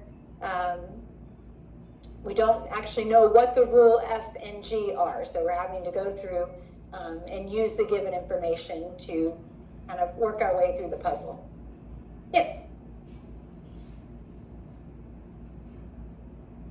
No, I mean, again, like if it's a multiple choice question, you would need to make certain and realize that, you know, the answer choice could be given as 96 over 36. It could be given as 8/3. And so you just need to be able to recognize that it's equivalent. You're welcome. And if for whatever reason your instructor has instructions on a workout problem saying reduce your answer, then you would need to make certain to reduce it. But I always get nervous speaking for all instructors. Okay, so let's look at number 9. So find dy dx if x squared y cubed plus 2x cubed minus 4y squared is equal to x. Okay, so what is it asking us to use on problem 9? Yeah, it's asking us to use implicit differentiation. And so just keep in mind that this idea is needed when I can't solve the equation for y, right? In all of our problems we've been looking at, our function has been solved for y, right? It's been written as f of x is equal to, and then on the right-hand side, we just had x. And so here we see the equation we're given. There's x's and y's on the left-hand side. There's just an x on the right-hand side. But it is not something that I could easily solve for y and use my old ideas. Okay? And so if we're being asked to do something like this, we are needing to use implicit differentiation. You can definitely look back at my other problem sets to see a whole lot more examples with implicit differentiation. But the first step of implicit differentiation is that I need to take the derivative with respect to x of both sides of the equation. So I need to take the derivative with respect to the independent variable, which here is x, of both sides of the equation. So when I write this d over dx, and then open parentheses, the whole left-hand side of my equation.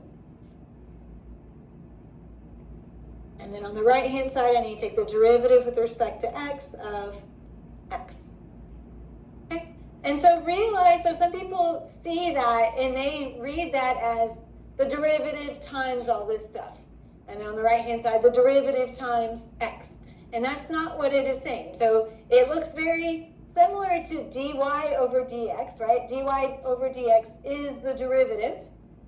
This d over dx is an operator. So it's like a plus sign in a way, right? It's telling us what we're going to do to the expression inside the parentheses. So I'm going to take the derivative with respect to x of what's inside the parentheses. And then on the right-hand side, I'm going to take the derivative with respect to x of what is inside their parentheses.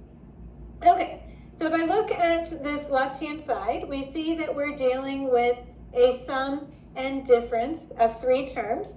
And so we can find the derivative of each and then leave the sign in between. Okay, so to find the derivative of that first term, what must I use? Product rule, right? So the x squared is my first function and the y cubed is my second function. So to find the derivative there, I'm going to have to use the product rule. So it's going to be my first function, x squared, times the derivative of the second function.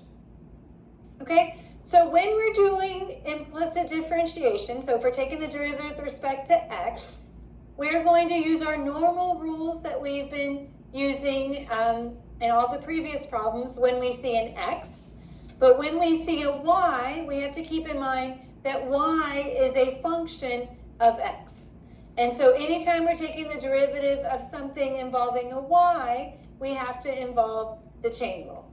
Okay, so to kind of convince you of this, let's do the following. So let's pretend that we know what y is as a function of x. Okay, so that's the problem here. We don't know what y is as a function of x. But let's say we did know. So if I said y was equal to, and I wrote this example I was going to give you all, and I can't even read it, it's so small. We'll make up a number, 5x squared plus 4.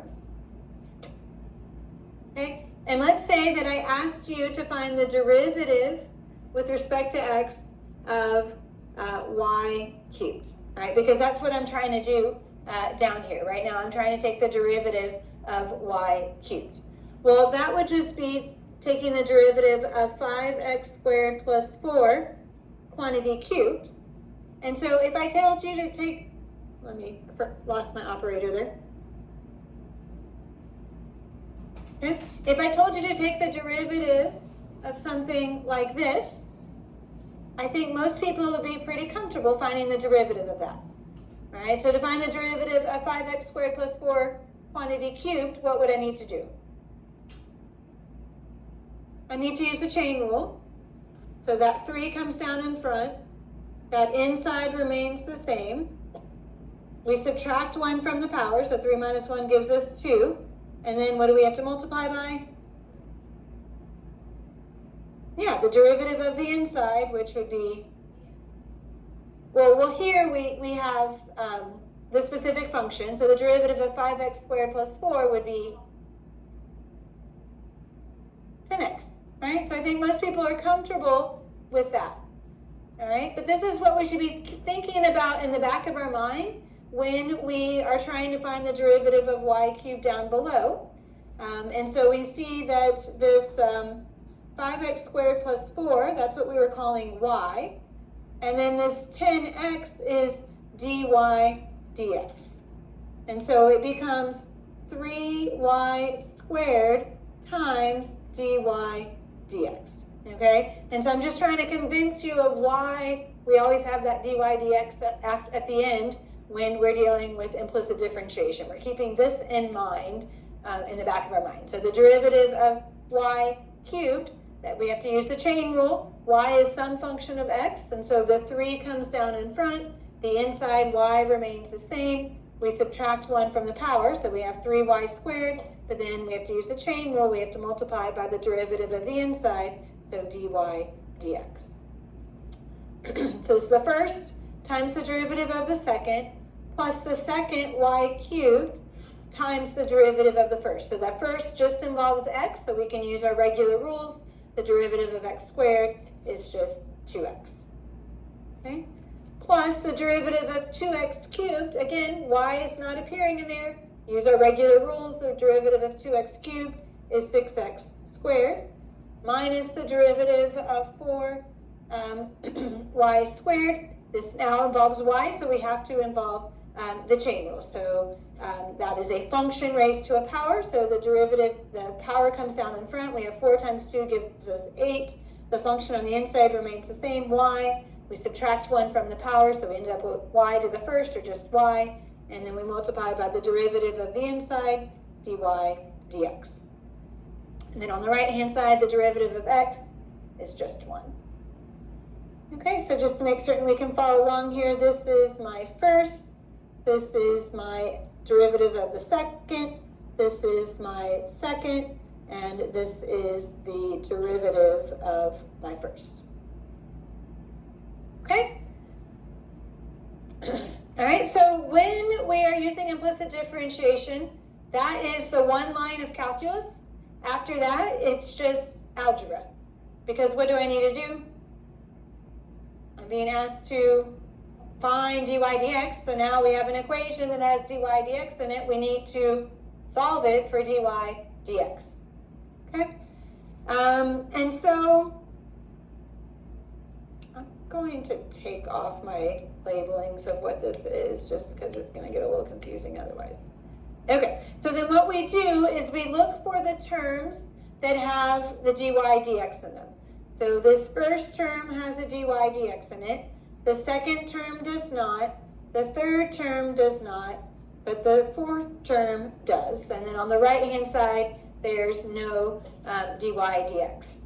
So we want to move everything that does not have a dy dx in it to the right-hand side, everything that does have a dy dx in it to the left-hand side, which we don't have to do anything extra there.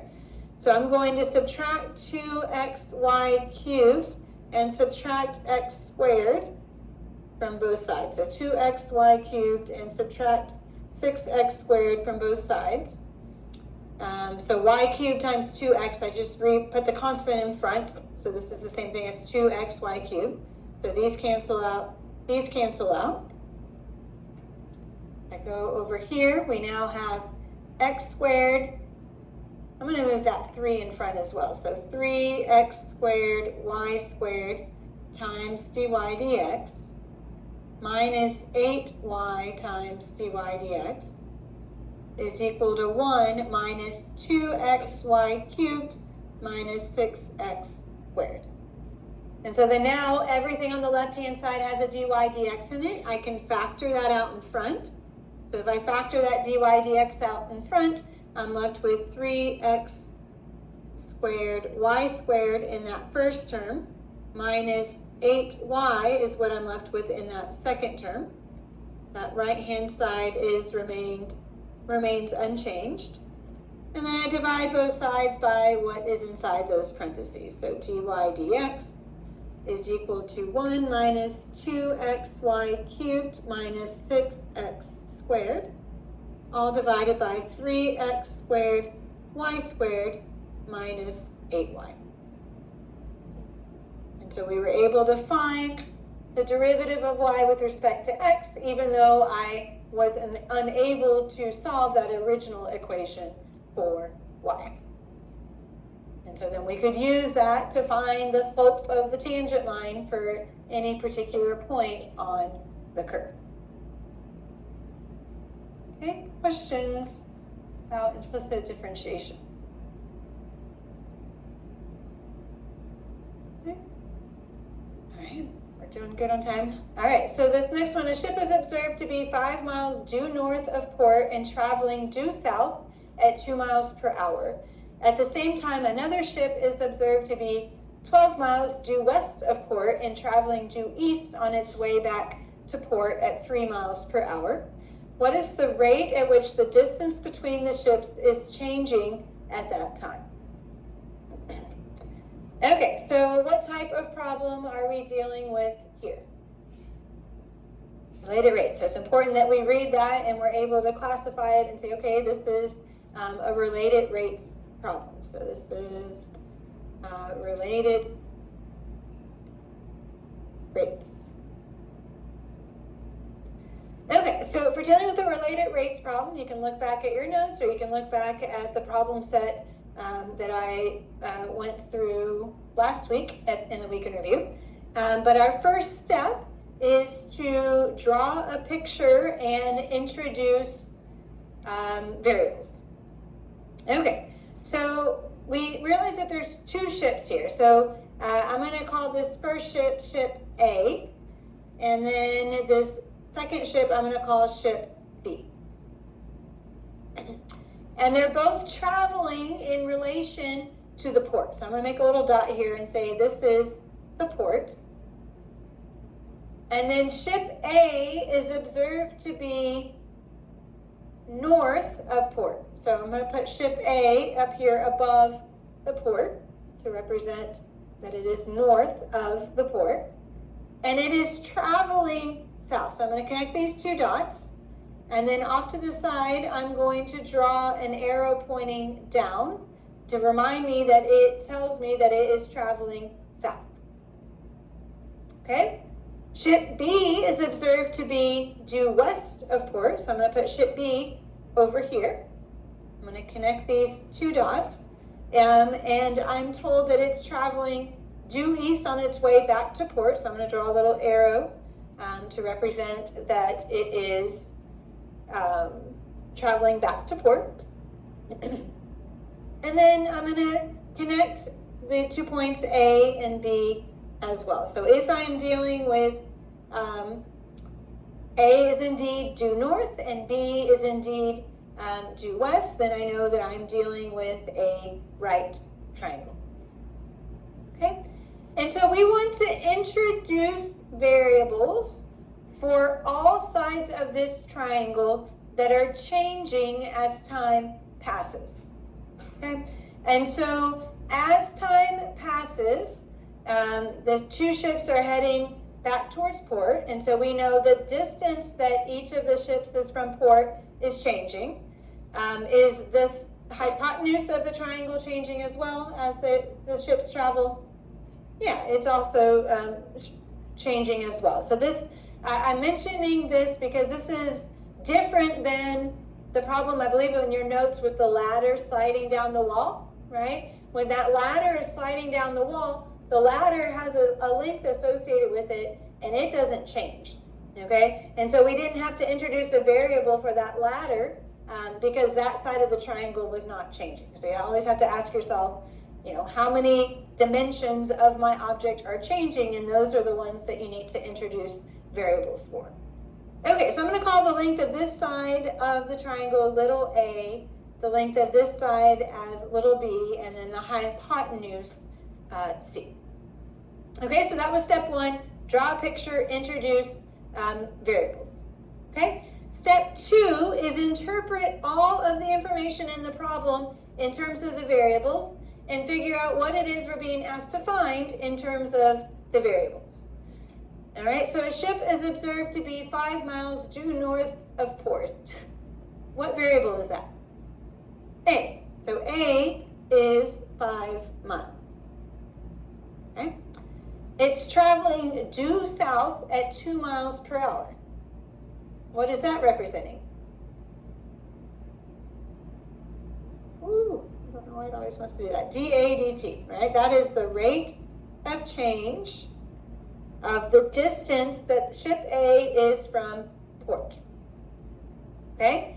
We're told that it's traveling 2 miles per hour, but is the distance between the ship and the port increasing or decreasing? Decreasing, right? So I drew that arrow to remind myself that that distance is decreasing. So therefore, this rate of change should be, it should be negative, right? So negative 2 miles per hour. Okay? At the same time, the ship B is observed to be 12 miles due west, so that B is 12 miles. It's, again, traveling back to port, so that rate of change that it's going is dB/dt. Again, the distance between the ship and the port is decreasing, so its rate of change is negative 3 miles per hour. And then what am I being asked to find? dC/dt. Right? So what is the rate at which the distance between the ships is changing? So we're going to know the rate of change of the distance between those two ships, and we're calling that c. Okay? So then step 3 is to find an equation to relate the variables in our picture. quite frequently, if we're dealing with a right triangle, we can use the Pythagorean theorem to relate our variables. So we know a squared plus b squared is equal to c squared. Okay, so that is an equation relating a, b, and c. We need an equation relating dA dt, dB dt, and dC dt.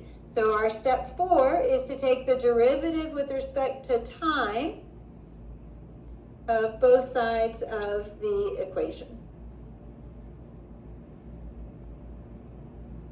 Okay, so what we saw in problem 9, the way that we treated y in problem 9 is how we treat all of our variables in a related rates problem, right? Because they are all a function of t, and so we have to use the chain rule when finding the derivative with respect to t of these 3 variables that are representing functions of t.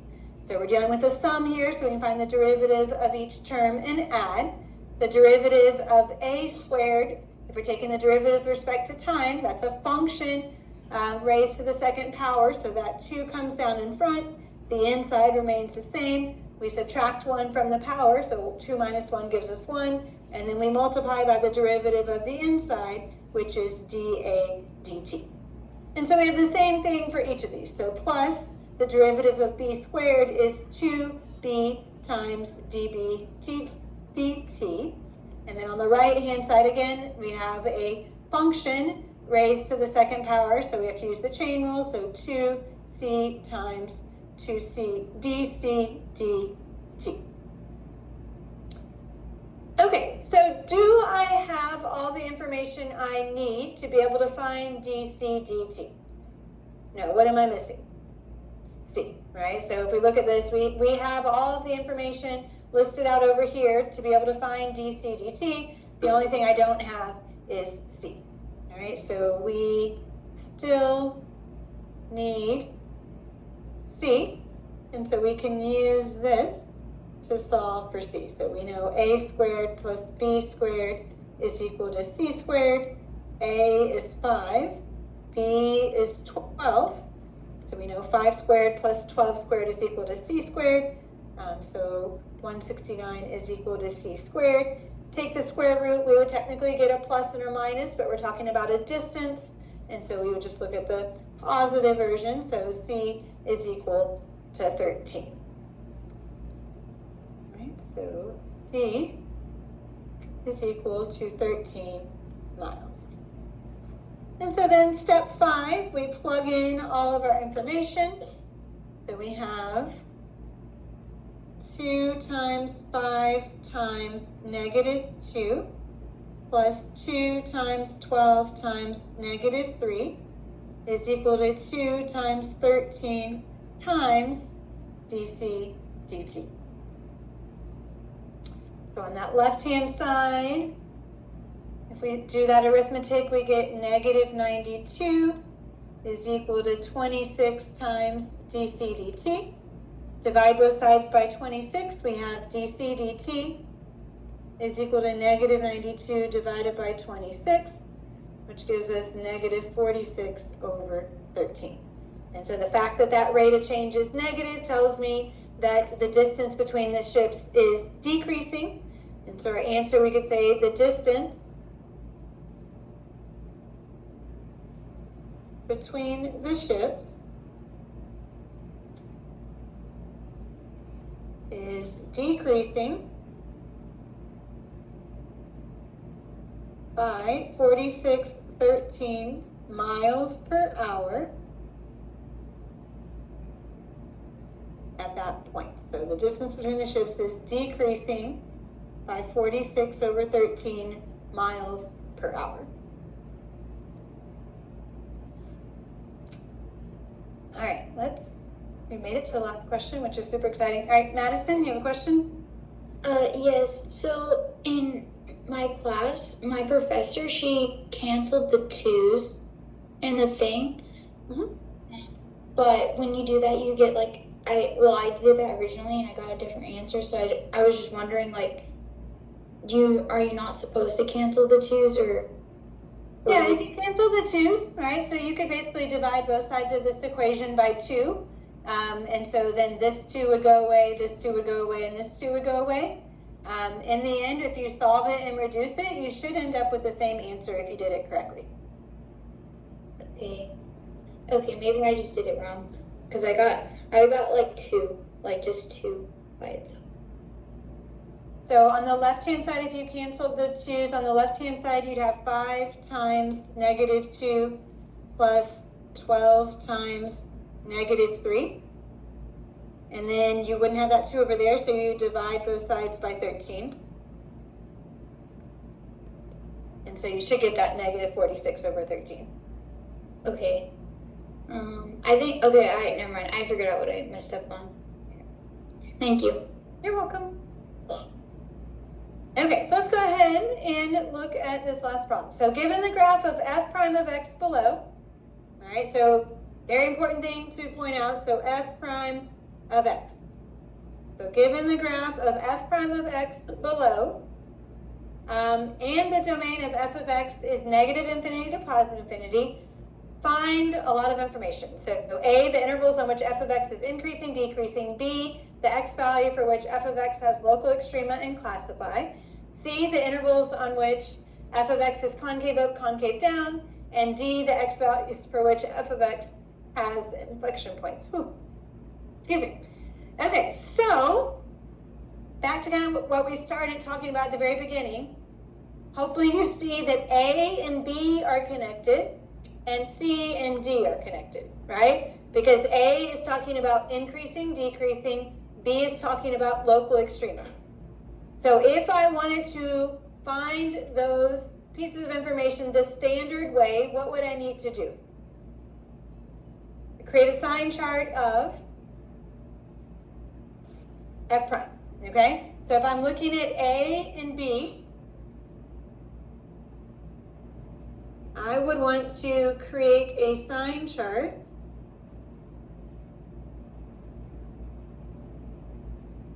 of f prime of x. Okay? Since we are looking at a graph of f prime, if I'm wanting to talk about the sign of f prime, what am I looking for here? To figure out where f prime is positive or negative, I'm looking at where this graph is above or below the x-axis. All right, so we are looking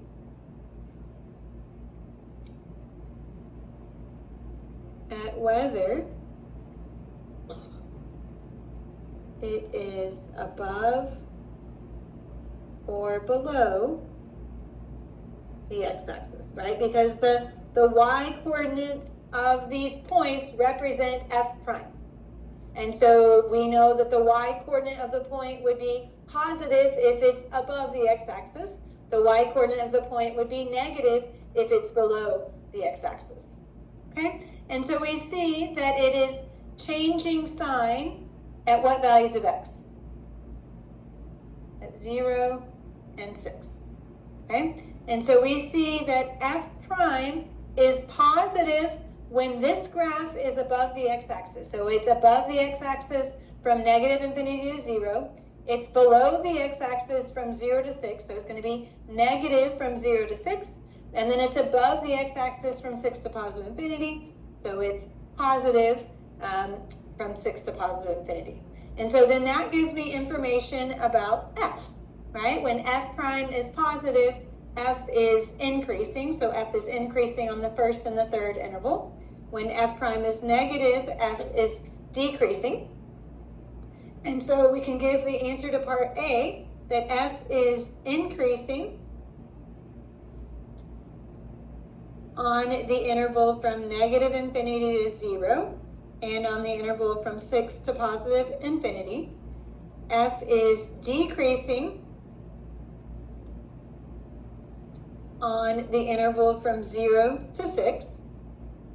And then part B talks about local extrema. Okay, so x equals 0 and x equals 6 are partition numbers of f prime. Are they also critical values? Yeah, they're critical values of f because the domain of the original function was all real numbers. All right, so these are both critical values. Do we have local extrema at both of them? Yes, because at both of them, the derivative changes sign. All right, so we would say at 0, we see we're going from increasing to decreasing, so we have a little peak there. So we have a local max at x equals 0. At x equals 6, we're going from decreasing to increasing, so we have a little valley there. So we would say we have a local min at x equals 6. Okay, so that would be the answer to A and B.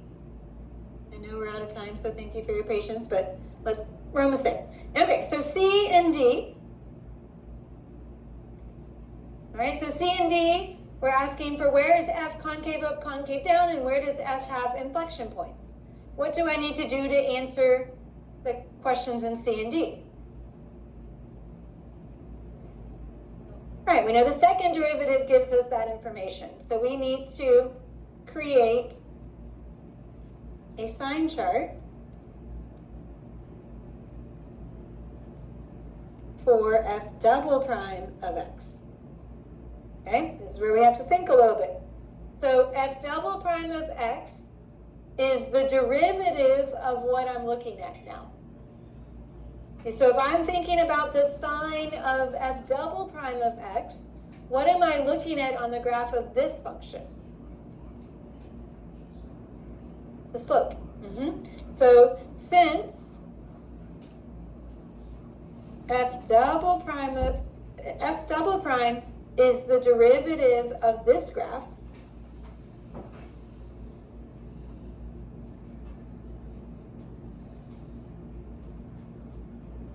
we are looking at slopes. All right, so you always have to ask yourself, what is the graph I'm looking at and where am I trying to go? All right, and so we're trying to go to the second derivative. We're looking at the first derivative. And so we see that we're talking about the slopes of the tangent lines, right? So we're thinking about drawing a bunch of tangent lines and talking about the slopes of these tangent lines, all right? So all the tangent lines I drew right there, they all have negative slope. Right? All of these have negative slope. When I get to 3, we have a slope that's 0. And then to the right of 0, if we were drawing all these tangent lines, what are the slopes of all these blue tangent lines? They're all positive. Okay? So if we're looking at creating a sign chart for the second derivative, we see that the second derivative is changing sign at x equals 3. The second derivative is negative to the left of 3, and it's positive to the right of 3. So that tells me that f is concave down on that first interval and concave up on the second interval. And so we can answer part C. We would say f is concave down on the interval from -infinity to 3. Excuse me.